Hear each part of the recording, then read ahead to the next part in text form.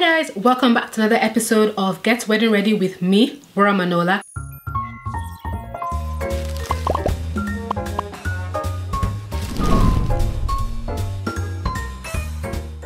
I hope you're well. I hope you're keeping safe. Today's video is a very interesting one with everything that's going on right now with lockdown being lifted in a couple of countries. We're seeing more and more weddings come on the scene. I'm actually getting really excited. But one thing we've seen in common is a lot of weddings are happening in smaller numbers and being broadcasted on Zoom.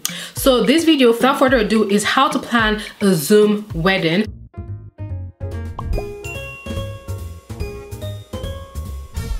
But what I mean by Zoom wedding is how to plan an intimate wedding and put it on Zoom, because I feel like we're moving away from having the wedding on Zoom with officiants and just you and your partner. I feel like things are beginning to open up. This video is for anyone who is considering having a small wedding and putting it out there on Zoom. So I'm going to give you guys 10 tips on what you should be thinking about when putting together this Zoom wedding. So before we go into it, please don't forget to subscribe. We're almost at 10,000 subscribers. We're literally almost there. I can touch it. Tell your mama, your dad, your friend, your uncle, everyone about Wura Manola and her wedding planning channel. Next, please like so that I know that you like this kind of video and what kind of videos you like. And if you like me, just like, you know.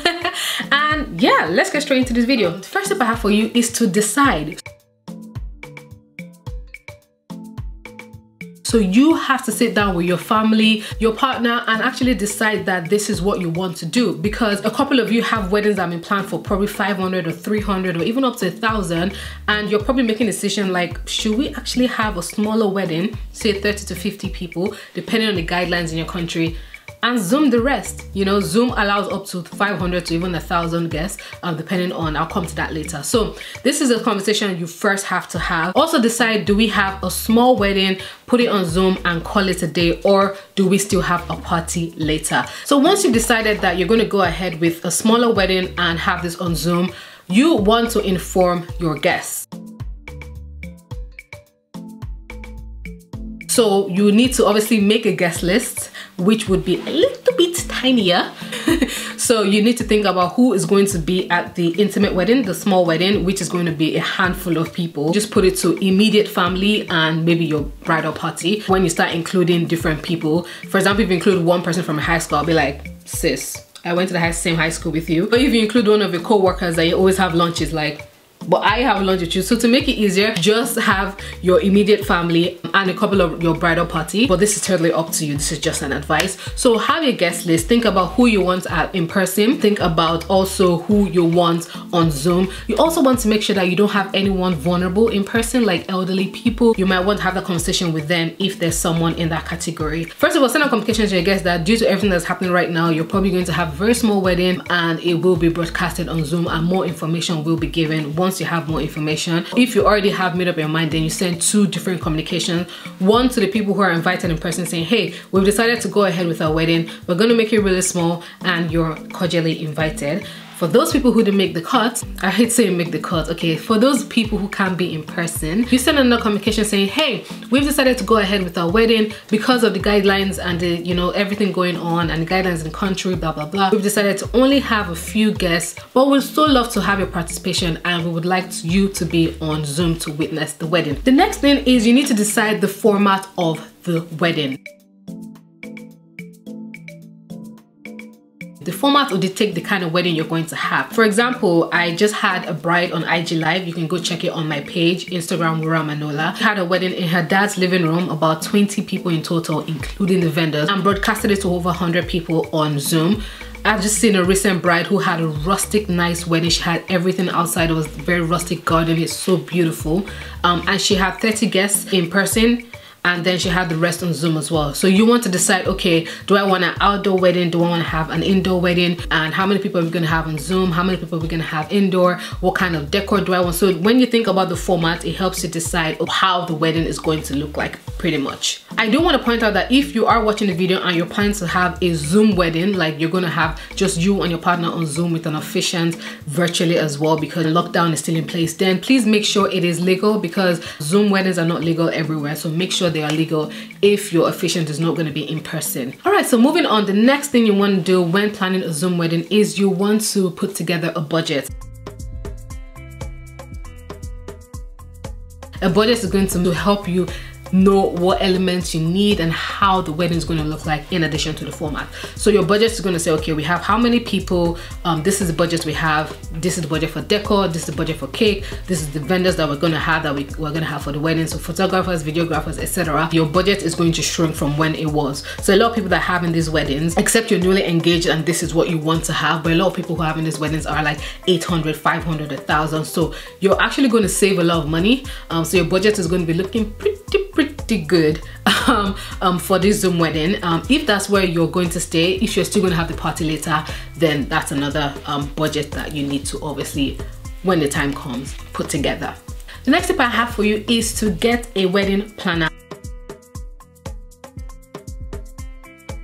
Wedding planning can be stressful, and more than ever going through a pandemic, going through something as intricate as Zoom, small number of guests, and making sure you're adhering to guidelines. It's super important for you to get a planner who can put all this together, because your planner is going to be working with the guidelines that have been put in place by the government, and you're emotionally invested, so you don't want to start making decisions when you're already emotionally invested, and you don't want your wedding to be the trial and error. You want someone who can think clearly, who has the experience, and who can work, you know, on, I keep doing this, I don't know why, but you want someone who can work, you know, in a timely manner and can get things done. So make sure you get a planner. So the next thing you want to be doing when planning a Zoom wedding is to consider where you're going to have this. So you need to think about the venue space. At the moment, June 6th that I'm filming this video, a lot of venues in the UK and other countries are currently still closed. So at the moment, a lot of people that are having these weddings are opting to do this in their homes. So if you have a living room or a living space that you can take out all the furniture and decorate, then you can have it in there. You can also, if you have a back garden, you can have the wedding in a back garden. I've seen some really nice weddings in back gardens, especially that rustic wedding. Some people have some really big back gardens. First of all, let me say that. Take advantage of it, you know, have it in the back garden, have decor, and it's even really good when you have it outside because it can adhere to social distancing a lot better. But you can still do that indoors as well. Tinuke had her wedding and you can see how the chairs were spaced. Think about what space that you're going to use for this wedding, and that would help you even when it comes to like the decor and the safety guidelines, which I'll come to later. Okay, so we talked about your guest list, sending out information to let your guests know what you're going to do. Now it's time for you to send out proper invitations. So all the information that you have for the wedding, now it's time to send it out. You don't really need to send out paper invitations at this point because it's a few people is going to, number one. And number two, you might need to send out updates. And that's the beauty of paperless posts, which is like online or virtual invitations. You can send out more information, whereas are you going to send out a paper invite every time there's an update? So send invitations virtually so you can send as much information. You can put links, etc. As well.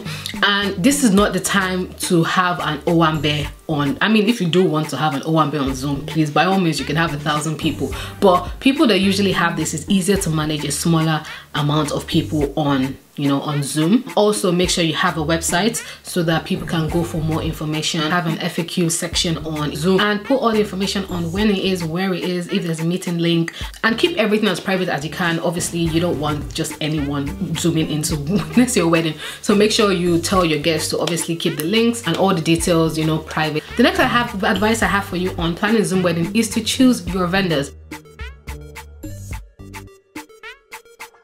You need a photographer, you might want to have a videographer, you would have obviously makeup and hair and maybe a cake, a decor. So you might not need an extensive list of vendors. This is going to be a very intimate wedding, so just the essential vendors. The wedding live I had with Tinuke, a planning team, Zafaya event based in Nigeria, said that they did it in a way where the makeup artist did the makeup of the bride, afterwards they had the hairstylist, and then the photographer was at social distancing. So this is not the time for a bridal party to be crammed in the room with you. You want to make sure that you are practicing social distancing at this wedding. So yes, so think about the vendors that you want to have, and also the vendors, make sure they wear masks, make sure they have the right precautions, they're social distancing, they're washing their hands, they have you know, sanitizers, because at the end of the day you want to make sure that this wedding is as safe as possible.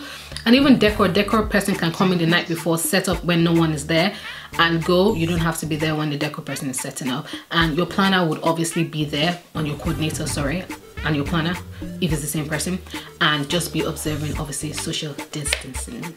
The next tip I have for you on planning a Zoom wedding is to choose your outfits. What I've seen a lot of brides do is two things. A couple of brides are still wearing the wedding dress. They're big dramatic wedding dresses. The bridesmaids are still wearing the dresses and they are, you know, going for it. You might want to have an alternate wedding dress. I've seen a couple of brides do this, especially brides who have had the traditional Zoom wedding. ASOS, Pretty Little Thing, Misguided, you know, a lot of these high street brands do a lot of alternate wedding dresses, and I feel like alternate wedding dresses go really well with the vibe because it's an intimate wedding. Everything is a bit toned down. If by all means you want to wear your wedding dress, a lot of brides have done that. I'm going to insert pictures as I go along and it's looked amazing. But if you don't have a dress yet and you're planning to have this wedding, or you have a dress and you want to wear it later, then by all means get an alternate wedding dress. And people are changing to their traditional attire as well. Tinuke did that. She changed her traditional and she took pictures.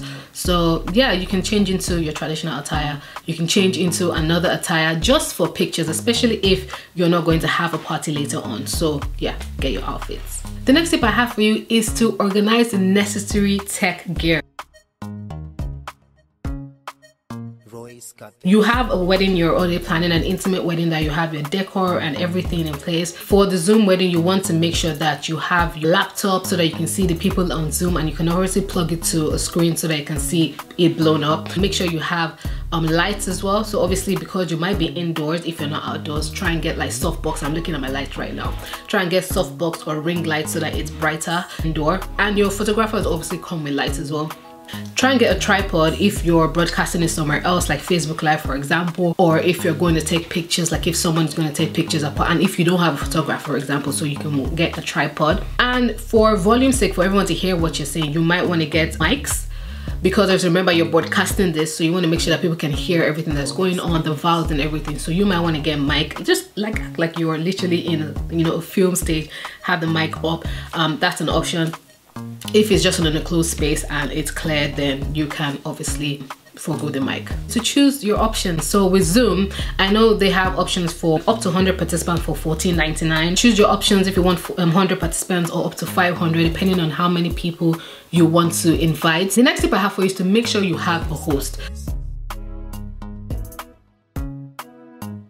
So you have a planner / coordinator that is making sure everything runs smoothly, everyone is adhering to guidelines, etc. You want to make sure you have someone who can man the Zoom, because people might have questions like, oh, I can't see anything, I can't hear, or network is not good, and you or your planner might not be able to attend to that. So make sure you have a designated person that can help be the host on the Zoom Live, that can troubleshoot any IT questions, any questions that people might have. And last tip I have for you is to make sure you save the videos. Tinuke said the videos were saved in 3 different parts, with the comments, without the comments, and maybe different views. Make sure you saved video in different parts, and make sure also that you test run the Zoom. There's nothing as bad as you starting the wedding and Zoom can't start, or the video is not playing, or there's no audio, or you can't seem to log in. Like, make sure that you practice on the Zoom, or rather the host or the planner can do that for you. You don't have to do that. And make sure you tell your guests to practice as well. There's nothing worse than logging into a Zoom wedding and you can't see video, you can't use your audio, and yeah, it's just a disaster. So yeah, make sure your guests prepare as well. And the last thing I have for you is try and get a virtual guest book. So the comments you can save, or on your website have somewhere that people can leave comments, just so that you still have comments and, you know, well wishes from people. And that's pretty much everything I have on how to plan a Zoom wedding. I hope this video has helped someone who is thinking of having an intimate wedding and broadcasting it on Zoom. I hope this is giving you all the tips, advice, and help that you need. And yeah, so please comment below if you have any more additions. If you are a bride and you had a Zoom wedding, if you want to add anything, please comment below. If you have any questions that I haven't covered in this video, please comment below and I'll get to them. So thank you guys so much for coming by this video. You can follow me on Instagram, Wura Manola. You can follow me on Twitter, Wura_Manola. I'm starting to get active on Twitter. And yeah, don't forget to subscribe. We're almost at 10,000. So thank you all so much, and yeah, stay safe, and yeah, see you in my next video. Bye guys.